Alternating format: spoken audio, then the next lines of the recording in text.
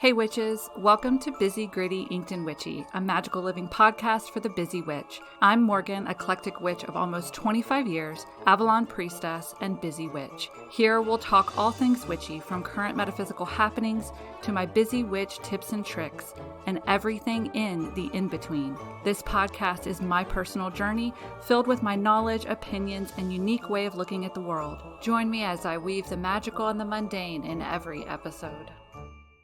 Hey witches, welcome back to Busy, Gritty, Inked and Witchy. I'm Morgan, and today I am talking about spring magic. So I have definitely seen a shift lately of witches that are moving more from working monthly with magic or daily or weekly or with the moon phases to more of a seasonal approach. And I think I talked about this a few episodes ago. I think it has a lot to do with the amount of pressure a lot of us witches put on ourselves to practice the way that we see on social media or the way that we hear our friends talking about. And it's like, oh my gosh, I forgot about the full moon, or oh my gosh, Ostara was yesterday. And there's this guilt that comes with it. And I think a way to shed that guilt is to start practicing seasonally. And I'm a huge advocate anyway for just infusing little bits and pieces of magic throughout your regular day. And that way you're just living magically. But the big, huge rituals every full moon or every new moon or every Sabbath, they're just not for a lot of us. And I am a huge advocate as well of honoring your energy. And your energy on the full moon may be shit. I hear a lot of witches talk about how the full moon drains them. So, you don't want to be doing magic when you're completely drained, And you may forget that it's a Sabbath, or you might forget that, what moon phase it is, and you're trying to attract stuff to you, but it's really a waning moon phase, and oh, my goodness, should you be doing that spell? Anyway, just shed all of that. And I've noticed this rising of witches who are practicing seasonally. So instead of pigeonholing themselves into a single magical day, a single magical week, a single Sabbath, they're taking a step back and they're going, you know what? I'm going to celebrate, or I'm going to honor the entire spring season and the entire summer season. And it gives you that freedom. You forget Ostara, oh well, Beltane's coming up. You forget Beltane, oh well, this whole season you were working with fertility magic or whatever. So it takes that pressure off, and it gives you a span of 3 months to work magic instead of a day or a week or a Sabbath. So I hope that makes sense. And maybe you'd be like, you know what? Seasonal magic sounds good to me too. But that's what I'm going to talk about today is in the past, I've done monthly magic. In the past, I have done busy witch, for the Sabbaths. But I'm going to do today, we're going big. We're going spring. So spring this year starts on March 19th because of Leap Day. Now, if you happen to have our date planner, you're going to see we marked it on the 21st. That's because generally speaking, Ostara, the first day of spring equinox, these are all terms for it, generally happens on the 20th or 21st of March. And so when we created the planner, when I've done things, we just kind of go with those accepted generalized dates. But this year, because we had a leap day, it's March 19th. Now, spring technically runs from Ostara or the spring equinox until summer solstice, which is usually around June 20th or 21st. Okay. The season of spring resonates with the element of air, which is all about communication, building your knowledge bank, purification, and free thinking. So if that's all you wanted to work with for the entire spring season, was working on your communication, and this is how you talk to others as well as yourself. How do you talk to yourself? Or you can just dive into things and be like a sponge that is just soaking up knowledge everywhere. You can definitely do cleansing, and you can just sit and meditate and just let your spirit, let your mind free. Those are all ways to just work with the element of air during the spring season. But the energies of spring, or the energies associated with spring, are growth, fertility, cleansing, new beginnings, and then it's a very balanced season because of Ostara, because it begins with an equinox, which is when day and night are of equal length. You kind of carry that energy throughout the whole season. Whereas when you hit summer, that's the high point of the sun in the sky. It's the longest day of the year. So that energy really gets infused into all of summer, is that high divine masculine energy. Okay. So what can you magically do during the spring? I'm going to fill you in. We're going to go into a bunch of stuff here. Okay. So I may not be giving you specifics of like specific spells you can do, but if you're taking notes, or maybe something will inspire you based on just the general information I'm giving you today. So the first thing is spring cleaning. I know you're like, spring cleaning, but there is a reason energetically why we do this at spring or during the spring. Basically, we have all been hibernating for the winter. The energy kind of builds up. It gets a little funky. It gets a little stagnant, and you want to open up your windows, your doors. You want to breathe again. You want to feel that flow of energy. We are reawakening from the winter. We are reawakening from that hibernation, from diving down inside of ourselves and doing that inner work, that shadow work. We're starting to come out. We're realizing who we are. Maybe we've undergone a transformation. I know a lot of people do that. They really do a lot of shadow work during the winter.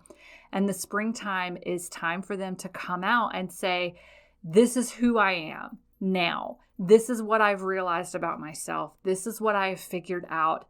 And this is who I am. And a lot of people do that at the new year. They do it with Imbolc, which is like the beginning of that reawakening, which Imbolc is the pagan Sabbath that's around February 1st or 2nd. And so a lot of witches start to reemerge, but then we get the spring and we get the warm weather and we get the sun shining down and the snow is melting, and we feel like we want to clean out, cleanse that stagnant energy, and reemerge into the world. So physically, purge, get rid of shit. Like, have you used that thing in a year? If you haven't, donate it, reuse it, upcycle it, use it for something else. Move around the furniture in your house, move around the rooms in your house. I've done that. We're famous for that. We're like, okay, this is no longer a spare bedroom. This is going to be a study for us. We've moved equipment, like workout equipment, from a garage to a room in the house. We've moved my son's drum set around, and it always seems to happen somewhere around spring is when it starts to happen for us. So upcycle, reuse, physically clean your home or your sacred space, purge what you don't need anymore, donate it to someone who will use it, sell it, have a yard sale, make a little bit of extra cash, but physically clean out the shit that you're not using, or the shit that's just adding stagnant energy to your home or to your sacred space, okay? Then, as you are cleaning, cleanse the area as well. And I do differentiate between the two. Cleaning to me is physically cleaning an area or physically cleaning your body. But cleansing is metaphysical. It's energetic. It's getting rid of the stagnant energy. It's getting rid of negative energy. And it's resetting that energetic state of that room or that person or that object or whatever. Okay, so that's how I differentiate cleaning versus cleansing. So when you are cleaning, you can also cleanse. Double duty, do it all at the same time, and then you don't have to do it over again. So a really easy way to do this is to incorporate like smoke cleansing with herbs. So as you clean a room, then you go through that room and smoke cleanse it. My favorites, actually, my go-tos are rosemary and cedar. I very rarely will use a sage bundle just because I just, Not gonna lie, y'all are gonna find out something. I think sage stinks. And it's one of those things, like, people joke with me like, oh, that's your demons. I heavily equate sage with poultry. So like chicken or turkey. And so burning sage just makes me hungry. I have divulged too much information for you all today. But my husband also does not like the smell of sage burning. And I do joke with him that it's his demons that don't like it. But I actually prefer to cleanse with rosemary or cedar over sage. That's just me.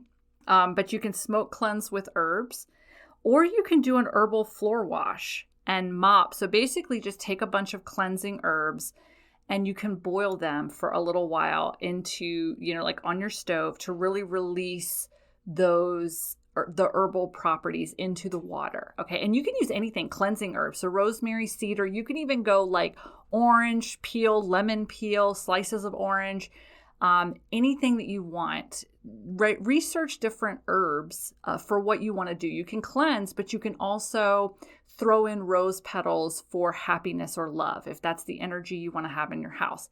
So make an herbal floor wash, boil down the herbs a little bit, and then strain the herbs off and use the water, dump the water into your mop water when you go to mop your floors. And that way you are cleansing away that stagnant and negative energy while you are cleaning your floors.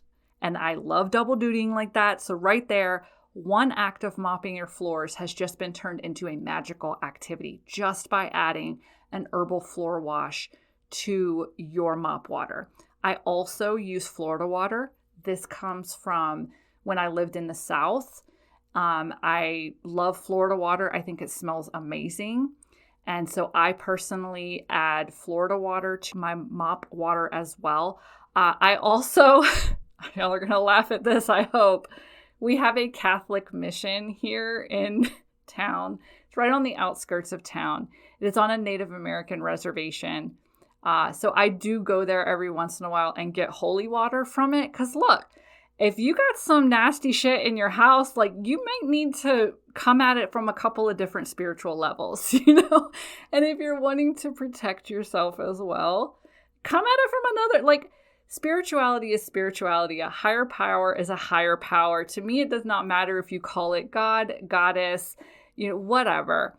So that place is super sacred. So yes, I add to my mop water Florida water and holy water from the Catholic mission. Because why not? Like, I'm not hurting anyone, and it makes me feel like I'm protected on a couple of different levels. And the Florida water makes the mop water smell so amazing. So there you go. There's my personal tips and tricks on cleansing, cleansing with herbs and mopping your house with an herbal floor wash or adding Florida water. There's my personal tips for you. After you're done cleaning as well, you can set up a crystal grid around your home.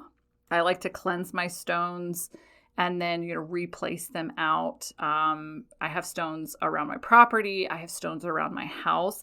But that way you pick them up, smoke cleanse the crystals, and then you can put them back down for that protective grid around your home or your sacred space. Oh, I do have a little note here. Essential oils work to add to mop water. So essential oils are just a highly concentrated form of that herb. So you can get like clary sage essential oil, which is really good for cleansing. You can get lemon essential oil or orange essential oil. And then just by adding a couple of drops to your mop water, it does the same thing as an herbal floor wash. So you can always switch over and use essential oils if you don't have the herbs present. And then another way to metaphysically cleanse while you are cleaning is to use a besom, which is a witch's broom. I will say that is something I do keep separate personally. I have brooms for cleaning, and then I have besoms for metaphysical cleaning. And technically a besom is never supposed to actually touch your floor. Like, you're not supposed to actually sweep with a besom. You basically hover a besom slightly above a floor and you still make the sweeping motion, but you have to visualize going through your house and sweeping and collecting up the negative energy and then sweeping it out your back door. And so for me personally, I do start at the front door and I go through the house with my besom, hovering it above the floor, but sweeping up and gathering stagnant, nasty energy. By the way, negative energy or stagnant energy loves to hide in corners. So really pay attention to those because they kind of get stuck in there. But I do the sweeping motion all throughout the house, visualizing collecting this stagnant negative energy into a big ball. And then I push it all towards my back door, open up the back door, and then sweep it out. And you're visualizing that stagnant negative energy just leaving your home. And that is how you cleanse negative energy while you're going through your house. And I mean, if you don't have a specific besom set aside for cleansing and all you have is a broom, then visualize as you're actually sweeping your house. Visualize collecting negative energy as well. And then you can sweep all the shit out the back, or you can, collect the shit into a dustpan and dispose of that properly, but then make the motion of sweeping the energy out the back door. Okay. Feathers also work in the same manner, and feathers and besoms are both associated with the element of air, and they're both associated with cleansing. So if you have feathers and you wanted to kind of sweep the energy with a feather out, and this is where it gets really good, like you can get high up into corners with a feather and kind of just visualize pulling that stagnant energy out of the corners of your home with a feather. And then again, move all that energy towards an open door and let it all go and let it be released, and it'll be absorbed, by the earth and everything. So another big thing that you can do for the spring season is green witchcraft. This is going to be working with herbs, plants, flowers, vegetables, fruits. If you're growing a garden, any type of that is what's known as green witchcraft. So a thing that a lot of witches can do is if you're getting ready to start a garden, then now, of course, usually the springtime is the time to plant seeds, but you can also plant seeds metaphysically for what you want to grow that year for yourself. Okay, so these can be seeds of intention. You can just write them down. Or if you are planting a garden, you can, again, double duty by holding the seeds in your dominant hand and thinking of your intention. Like, this is what I want to grow this year. It can be compassion. It can be self-confidence.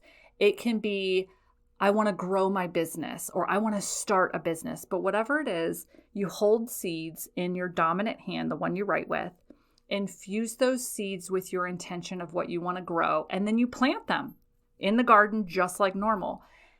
The thought is, as your seeds grow, so does your manifestation, and it's something you can physically see with your eyes. Now, I have had people be like, oh my God, my seeds didn't grow. Does that mean my manifestation is not going to grow?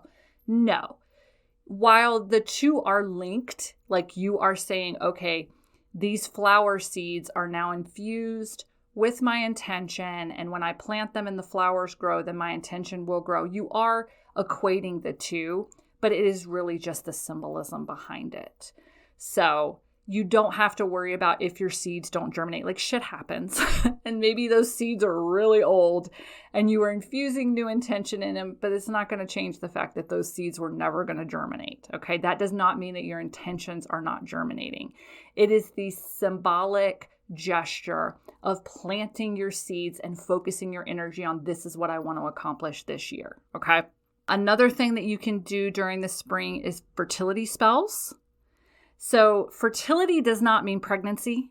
And I definitely want to make that known, because a lot of people think, oh, I don't want children, or I don't want any more children, or I can't have children. Why would I ever do a fertility spell? That's not what that means. No, not at all. Anybody can do a fertility spell. Fertility spells are used for any type of awakening in life or growth, but you can use fertility spells for abundance, prosperity. You can use fertility spells to come up with new ideas, new products, new paths you want to take. Any type of new beginning requires some fertility. Creativity. You need some inspiration. That's like the definition of fertility, of something new. You're trying to bring something new into this world. And that's the other thing. So anything that you want to birth into this world, anything you want to bring into this world from nothing, that is a fertility spell. So it does not automatically mean baby. And if you cast a fertility spell, you can make it very serious. Like, okay, I'm casting this fertility spell, but it is for my creativity to bloom and blossom in this world. It is a spell for fertility, for abundance, for prosperity, for my year ahead. You can specify. You can definitely specify, okay? So fertility spells is anything you want to awaken or birth or bring into existence from nothing. That is what fertility spells are for, okay? Another really great practice, super fun for the spring, is fairy magic. May 1st is Beltane, and that is when the veil between the worlds is thin, just like at Samhain. But generally speaking, for Beltane, it's the veil between our world and the fairy realm. So if you want to practice fairy magic, this whole springtime is a great time to do that. Fairies love flowers. They love gardens. So you can set aside a little fairy garden for them, little furniture, little house, all of that to invite the fae into your home or into your garden. I will say this. We did an entire lesson on fairy magic either last year or the year before last in the Ink Spirit Coven. And so when I deep dove into fairy magic, they're tricky little fuckers. Like, there's a lot of them. They're basically, fairy magic can be used. You can ask fairies to help protect your home. You can ask fairies to help add playful light energy to your life. You can ask fairies or practice fairy magic to increase the happiness and joy in your life. These are things associated with fairies. Now, their love language can be much different than our human love language. So to them, hiding your keys is super fun, and that adds joy to their lives. So therefore, it must add joy to yours. That's kind of the thing about working with fairies, is there is a language barrier almost, and the things that they find fun, tripping you up, hiding your shit, this is all fun and games to them. It is not fun and games to humans. So you have to understand that if you're going to practice fairy magic. You have to understand what you're asking and how that can be interpreted by them. So that's just kind of like my little disclaimer about fairy magic. Divination is another thing that a lot of witches practice during the spring because that veil between the worlds is thin around May 1st. All right, so you can do divination, meditation, asking your spirit guides for help, direction, any of that. Great practices for the spring. Glamour magic or beauty magic is also really good. Again, you have to think the spring is associated with youth. If you do the whole maiden mother crone thing, it's associated with the maiden. So it's all about activating your inner child. And it's all about activating those younger, youthful, more energetic parts of yourself. And a lot of witches do that through glamour magic or beauty magic. So you can try a new self-care routine or try to incorporate floral waters into your beauty routine because their flowers are so abundant. They're growing everywhere. So you can use rose and, any kind of different flowers in your bath water or in your toner or anything like that for your face. So that's one of the things about glamour magic or beauty magic that you can really incorporate during the spring just because of the abundance of flowers everywhere. Balance spells are another great thing for the spring just because we start out the spring with Ostara. Day and night are of equal length. So this is great for balance and for meditation. If there's any type of area of your life where you need more balance, you can focus on that. Or resetting the balance after a chaotic or turbulent time of your life. And then we also have rain magic. I want to point that out here in spring because April showers bring May flowers. We all heard that growing up, had to learn it in school at some point, I think. So rain magic is a thing. Rain is an amazing tool. You can collect rainwater and use it for different things. And while you can definitely look up more details about rain magic, but generally speaking, just think like for like, okay? If you have a very nice, calm, just rain drizzle outside that's making you sleepy, there's no thunder, there's no lightning, it is just relaxing, then you can collect that water and that water will have the same properties. So then you can add that calm rainwater to a mist for relaxation. You can add like some lavender, some chamomile to it and spray your bed down at night for relaxation. So on the flip side of that, if you have a hurricane outside, or if you have a storm with a lot of thunder, a lot of lightning, trees are coming over, it's just turbulent, it is crazy, and you want to collect that water, then that water would be great for things like war water or hexing, cursing, creating chaos, any of that. So just think like for like. What kind of feeling is that storm or that rain shower giving you? And that can be applied magically by making a mist or incorporating it into a spell or something. It's the same thing, okay? So be sure if you're going to collect different types of rainwater, you label the bottles. And you label them with, you could also label them with a date too, but definitely with like calm storm, hurricane, horrible thunderstorm with lightning and a tree came down in our backyard. You know what I mean? So just make sure you label them because you definitely don't want to use violent storm water for your relaxation spray later on. And then rain also is super cleansing. So one of my favorite things to do is, as long as it is a calm rainstorm, you head outside and feel the rain on your skin. I don't mean to go Natasha Bedingfield on y'all, but feel the rain on your skin. No one else can feel it for you. Only you can let it in, okay? So feel it. Let it cleanse away the negative emotions. Let it cleanse away negative energy. Let it calm you. Let it relax. Cry. If you want to cry, fucking cry in the rain. It is such a cleansing substance, cleansing magical substance. And just as long as there's no lightning, please safety first. Stand out there fully clothed. If you don't have neighbors, do it naked. I don't care. But just feel that rain coming down on you and allow it to wash away your stress. Allow it to cleanse away your anxiety. Allow it to just get rid of that funk in you so that you feel amazing and refreshed after it. Because that's what rain does. It nourishes things.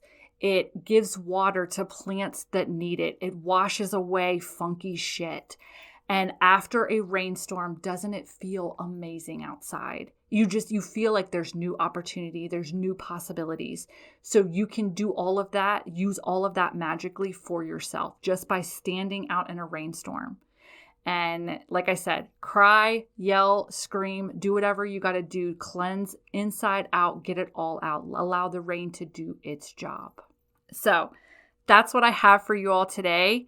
I know 30 minutes combined the entire spring season into 30 minutes. I love that I am able to do this for you all because it is something, I hope you can tell by the sound of my voice, it's something I'm super passionate about teaching, and especially beginner witches, and spreading practical witchcraft knowledge. Because like I said at the beginning, we all don't have time and energy to be doing a 2-hour-long Ostara ritual. You know what I mean? So it's springtime. Get some fresh flowers. And yes, you can get them from the grocery store. Don't let anyone tell you that flowers from the grocery store are less magical than flowers grown in a garden, because some of us have a black thumb. Okay, we can't grow flowers in our garden, or some of us live in Arizona and nothing grows in the garden. Can you feel my pain? So I have to rely on a florist or the grocery store flowers if I want fresh flowers in my home. Does this mean that makes my home any less magical than someone who has a full rose garden and just goes and clips some roses? It doesn't, okay? It is the symbolism behind what you're doing, and you're using what you can. Okay, release the guilt from your witchcraft practice. We became witches so that we didn't feel guilty about our practice and what we believed. So if nothing else during the spring, release that, cleanse that guilt away, and you practice your magic the way that you want to, using what you have around you or what you can get. Okay? So I hope this episode was super helpful. And just as a little plug, Ink Spirit Coven, if you are listening to this when it releases, our first lesson on Rewilding Your Inner Witch, which is a program all about practicing your magic on your terms.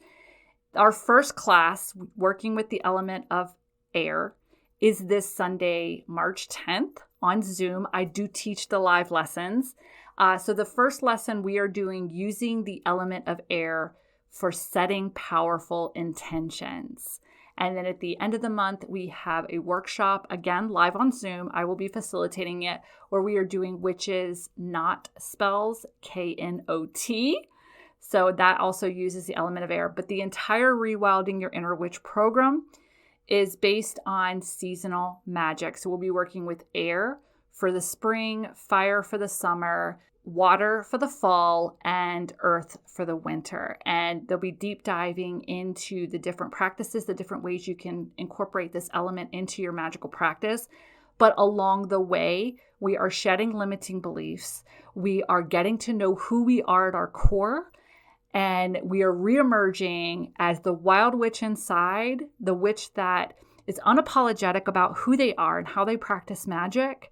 And they're living their magical self. So that's what the whole point of the Rewilding Your Inner Witch program is in the Ink Spirit Coven. So if this sounds amazing to you, and you can join at any time, you do get access to any past lessons through our lesson archive. So if you're finding this podcast months from now, you can still join us, catch up on your own, or just start where we are, because every month's lessons will be independent. Okay, so you don't have to be a member for the whole year to get a lot of the benefits of the Ink Spirit Coven.